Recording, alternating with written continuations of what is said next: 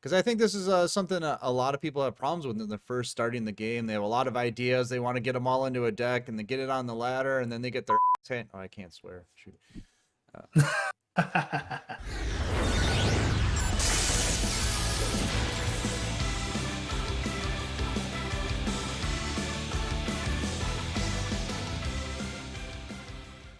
Hey everybody, what's up? Circus here, coming at you with a new player discussion video. This time we're going to be talking about the basics of deck building. I really think this is one that most new players can benefit the most from, because I think when you first get into the game, you just like throw a bunch of cards together. Maybe they're your favorites, maybe they're the prettiest ones, maybe they're all quote unquote warriors or something like that, and you get on the ladder and you're finding that it doesn't work very well.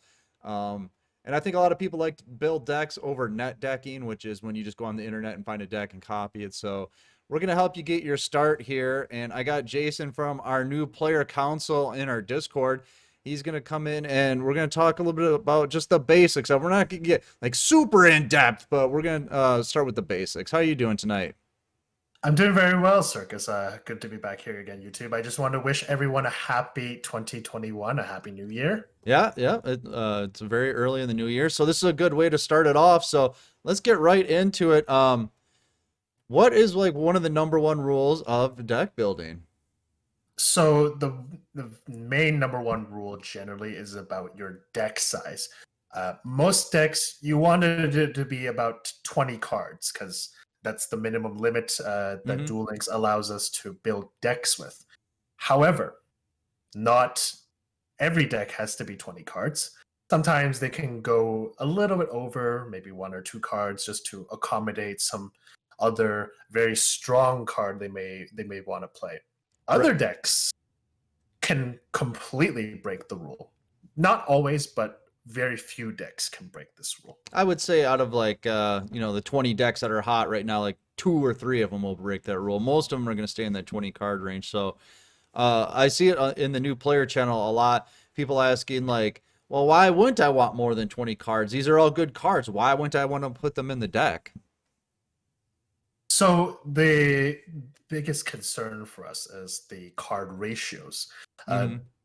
when you open the game, when you start the game, you want your strongest cards to be in your opening hand as much as possible. Right.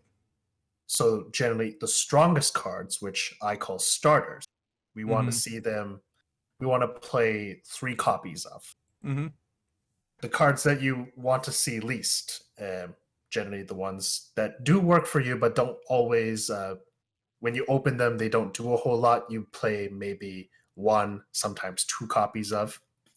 Right. So like getting the right mix of the cards too, right? Like so many starters versus other cards in the deck, right? I mean, sometimes you want to have like six monsters and the rest spells and traps, or maybe you need nine monsters. We see Cyber Dragons, they play like five monsters now, and the rest is all spells and traps. So like getting the right ratio of monsters to spells to traps and all that, that makes a huge difference in how your deck works. That does make a huge difference. I should note one of the best skills in the game, balance. Assuming you follow its specific criteria, you are guaranteed a monster spell and trap in your opening hand. So, Mm-hmm. which is nice. But not every deck is able to function like that. Right. Sometimes they may want more monsters over spells or traps. Sometimes they may want more spells or traps over monsters. So again, it all depends on what type of deck you're trying to build towards. Right, and I think one thing that we almost missed, I just caught it though, is the skills. Right, when you're building a deck, a lot of times decks are nice if they can utilize a skill, but a lot of times you don't want it to rely on the skill. It depends on again, it all depends on what type of deck Mm-hmm. you're trying to build. It could be to take advantage of a certain skill's properties, right? Right. So uh, I'll list the current example, the Desperado deck. That's Right. still very, very strong right now. It relies on the skill Master of Destiny, just because a lot of the cards in the deck rely on coin flipping. So you want to, so it wants to take advantage of that skill. So it has to play, it has to set up its deck in order to meet its criteria. Then it has to fill out the rest of the deck with strong cards and other cards that synergize with it. Right. I always think the problem with that is eventually that skill will get nerfed if it's a busted skill. Because we saw that with sub terrors. Do you remember back in the day they had a skill that pretty much made the deck work?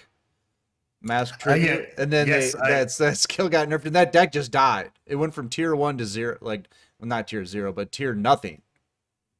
oh yes, I actually remember that deck quite well. It's just I had to use a reduced version of that skill called Labyrinth Builder. Oh yeah, yeah. Might as well go -2 or whatever it is.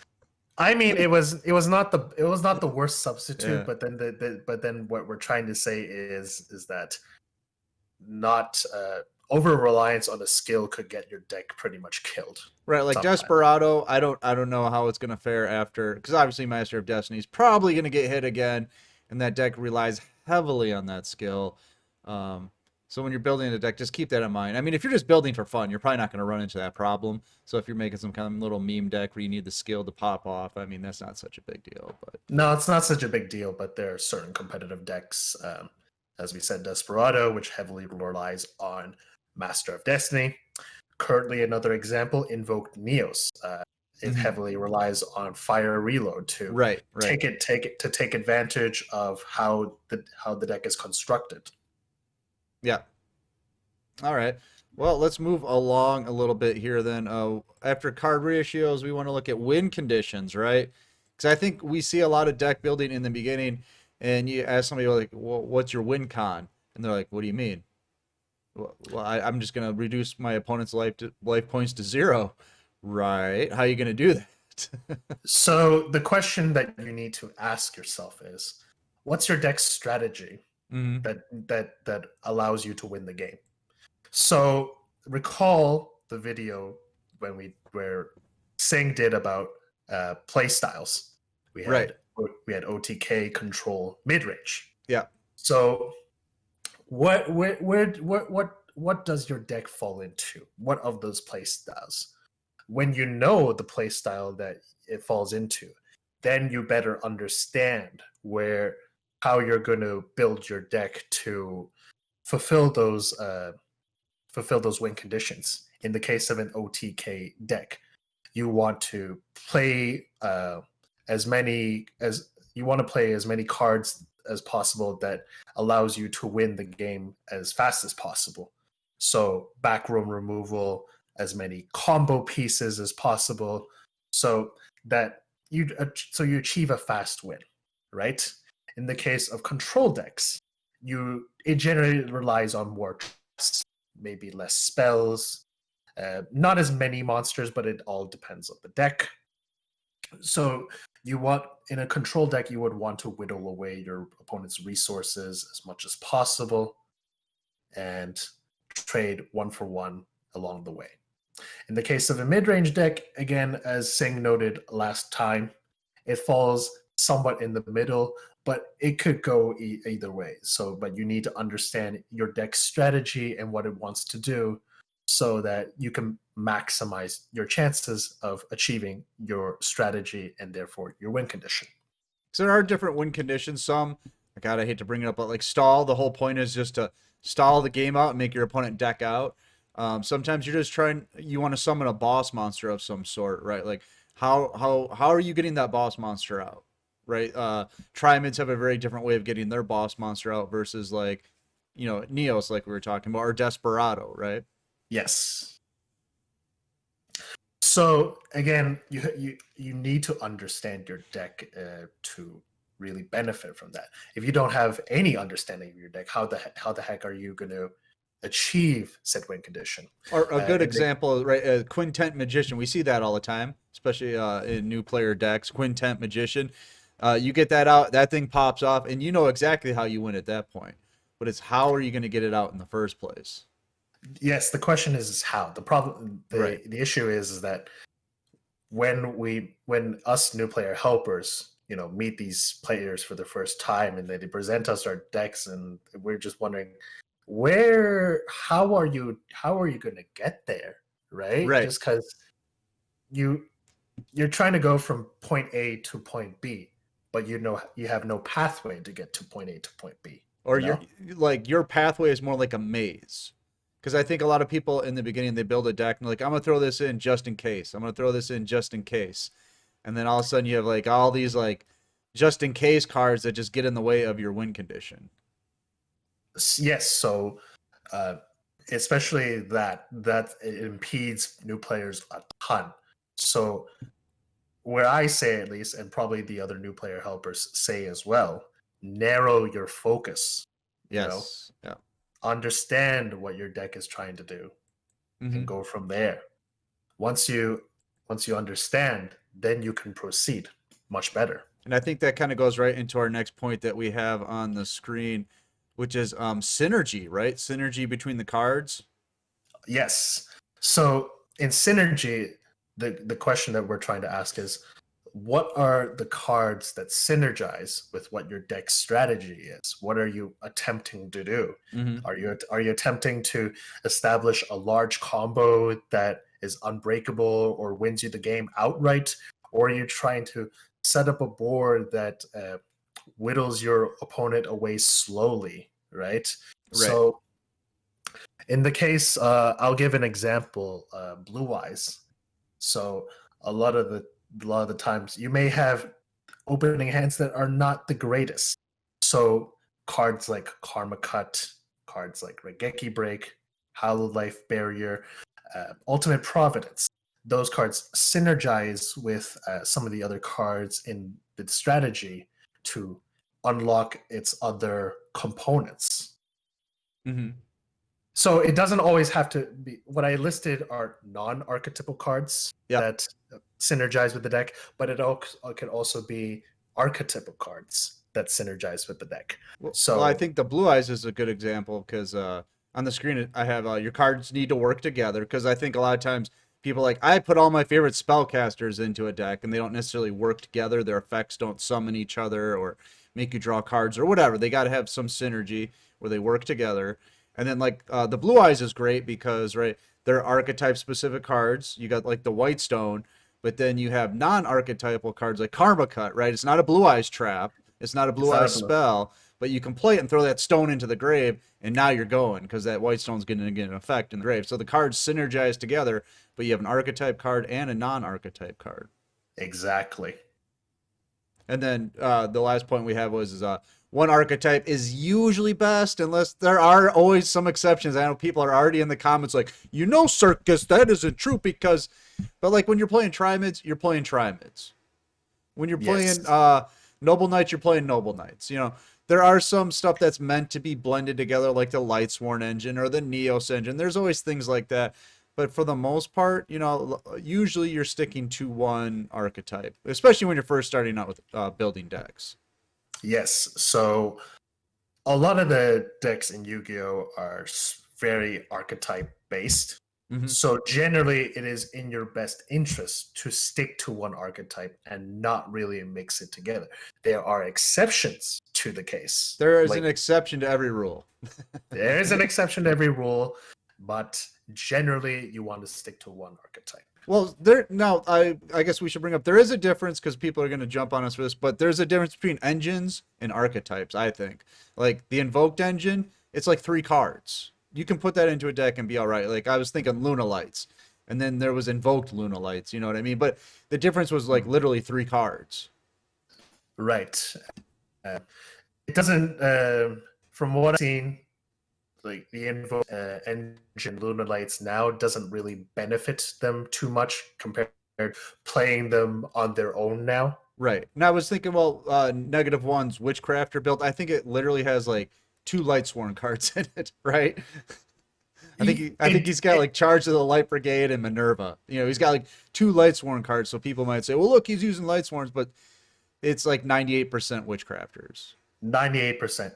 Yeah. It used to be a little bit less than 98%, I believe. It used to be Right. maybe like uh, 80% Witchcrafter cards, maybe 20% uh, Lightsworn cards, just because the Lightsworn engine really synergized well with what the Witchcrafters were trying to do, which was to set up your graveyard and Right. recycle your resources from there.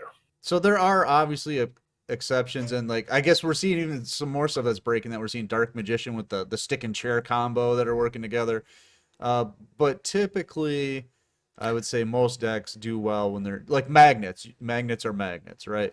Magnets are Triamids are magnets. right. You know, Ex- lunalites are lunalites. You know, stuff like that. So typically, you're seeing things in a one archetype basis. Typically, but again, Not always. they're Not not always. always. But when you're first Neo City, starting out, I would say that's the best way to start. Start with like one archetype and see, what you can do with it. yeah, fair enough. Exactly. I would say the same for most new players too. Just to it allows you to narrow your focus and Right, that's the uh, biggest thing, narrowing the focus. All right. And then staples. We were talking about staples earlier too, or in other videos. That's probably the thing that people hate us the most about, right? Us pushing staples all the time. but Staples, the funny thing about Staples is they get a lot of things done, right? I have it on the screen that they're the most important cards in the game. They're there you go. They are some of the most important cards in the game just because they do so much for you. To reiterate earlier, Karma Cut. Would you consider Karma Cut a staple right now, Circus? I think it's become one to the point where like I'm playing Noble Knights and I'm like, if I go second, I'm gonna lose the game because everybody runs Karma Cut, you know? Yeah, there you go. Like in the case of Blue Eyes, Karma Cut is a non-archetypal card that benefits them.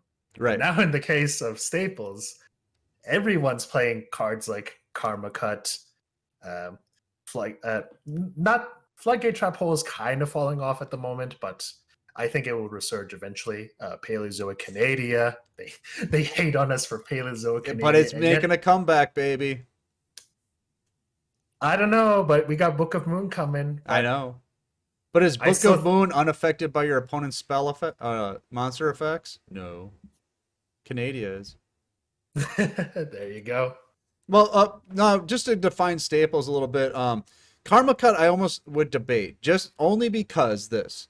The reason we always recommend like a Canadia or Floodgate is because they will fit into any deck. There's very few decks, except maybe Super Heavy Samurai, which who cares, that can't play these cards, right?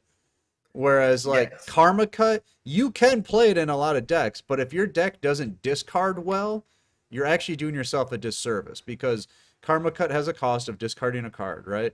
So if you want to Yes. deal with your opponent's boss monster, you flip your Karma Cut, you throw your card into the grave. You just spent two cards to get rid of one of theirs. Now that might save your life and it might win you the game, but it was a trade of 2 to 1. But now if you're Yes. playing Blue Eyes and you do that, what happens? In the case of if you discard a White Stone of Ancients with the Karma Cut to deal with your opponent's boss monster, you go at least even, if not +1 Right, because that off the trade. stone's going to go to the grave, and in the end phase, you get to summon a monster out. Yes. And then that monster, if it's the spirit of white, is going to pop one of your opponent's cards. It mainly banished one of their spells or traps, so I figure with that exchange, you at least go even, possibly a +1, not always, but Right. again, who knows So not what your not all situation decks is. like do well with that. Not all decks. Nowadays, there's a lot of graveyard strategies. I will say that a lot of decks do benefit from it, but not every single one. And that's where I'm. It's like I'm on the fence with Karma Cut. I think it's gonna It's pretty eventually get hit. close. It's It's pretty pretty close. close. It's pretty close, but I think again, as in the current metagame state, Noble Knights, Desperado, Blue Eyes, especially those three decks, especially I can think off the top of my head, generally really benefit from Karma Cut. Right. I'm not saying it's a bad card in any way. It's just, are we going to be saying that a year from now? I don't know. I mean, a year from now, the game will probably definitely heavily change. So Well, we'll right see. now, if someone says I only have one Karma Cut, you're running three. What should I run? You're like Raigeki Break. I don't have it. Ballista Squad. I don't have it. I just throw in Floodgate then, right? I just throw in Canadia. They're the fallback cards, and that's why they're so important. Exactly. Just I've seen plenty of new players come into new player help and ask me, I don't have X specific card. Can I play Y specific card to be a placeholder or replace it instead in the meantime, I say absolutely, as long as it's a good staple, just because it will do you a lot. Because there's a lot of cards like the Karma Cuts and the Regeki Breaks. They come in and out of the meta, but the staples always work. So if you're deck building and you have the staples, like we're always promoting, the Cosmic Cyclones, the Canadias, the Floodgates, you're going to be able to at least build the deck and then be like, this Floodgate is nice, but you know what would be better? And then you can go get that card. But you can There you always go. start with your staples. Exactly. Yeah, I guess that's what that whole long tirade was about with the staples. But that's kind of the whole point, is when you're building a deck, you start with the basics and then you can go up from there. Exactly. Even in the TCGs, still staples are very important to the game to this day. It may be different cards than what you're used to, but they're still very important to play. Right. Now we have some deck lists we want to look at real quick here. We're going to look at one I called the Highlander deck, and these are kind of what not to do. We've redacted the names to protect the innocent. But this one I call it a Highlander deck because basically there's an old movie called Highlander, and the whole premise is there can only be one Highlander. And that's pretty much what you see in this deck here. Is this guy's playing one of every card, except that one, that level 4. The warrior lady in the wasteland. Yeah, It basically looks like it was the Gagaga structure deck plus a couple of cards. right. So you're seeing a lot of unfocused uh, behavior here, right? I mean, there's just a little bit of everything in the deck, and it probably doesn't synergize very well because I'm sure they don't work together very well because there's no core cards, right? You don't have 3 of anything in there. There are core cards in there, I see, Circus, but again, Not right. at 3 though. Not at the 3. ratios, the ratios aren't there. No, they are definitely not. Right. So this is like always an important thing when someone says, "Should I get this structure deck? I am a free to play player," and we always say no, and this is why. Unfortunately, Konami says after one structure deck, we have to pay money, and that's why we always say you either buy 3 structure decks or you buy 0. Right, because it's just anytime especially if you're deck building, you want to have a play set of stuff so that you can test: is 1 enough? Is 2 better? Is 3 the best?